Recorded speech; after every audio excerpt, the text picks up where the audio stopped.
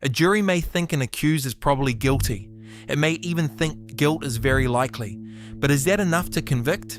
In Wanhalla, the Court of Appeal examined how judges should explain proof beyond reasonable doubt.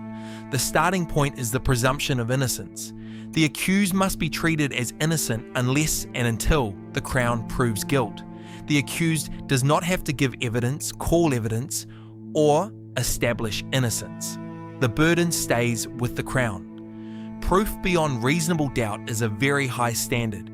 It is met only if, at the end of the case, the jury is sure the accused is guilty.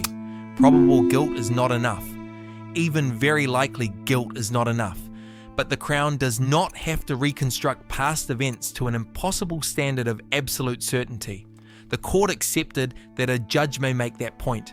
The direction must still preserve the central requirement. The jury must be sure.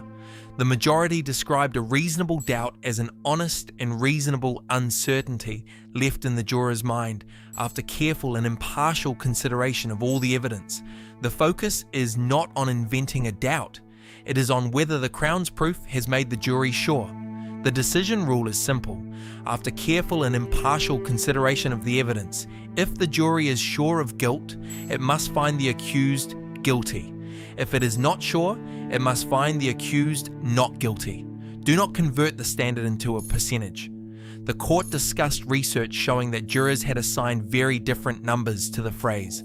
A trial judge should warn against a calculation of percentages. Beyond reasonable doubt is a legal standard, not a numerical score.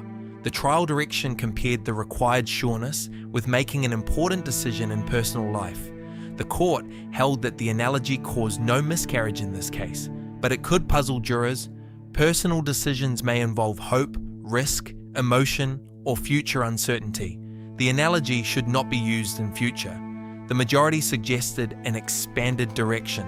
It did not make those exact words mandatory. The essential message was that proof beyond reasonable doubt is a high standard, discharged only if the jury is sure or feels sure of guilt. Context and the summing up as a whole still matter. In Wanhalla, the court was satisfied that the trial direction, read as a whole, made the need to be sure clear. There was no miscarriage of justice from that direction. The conviction appeals were dismissed. For investigators, the case is not an instruction to calculate whether evidence reaches a percentage. The practical lesson is to build and present an evidence picture that lets each element be assessed clearly, including evidence that tests competing explanations.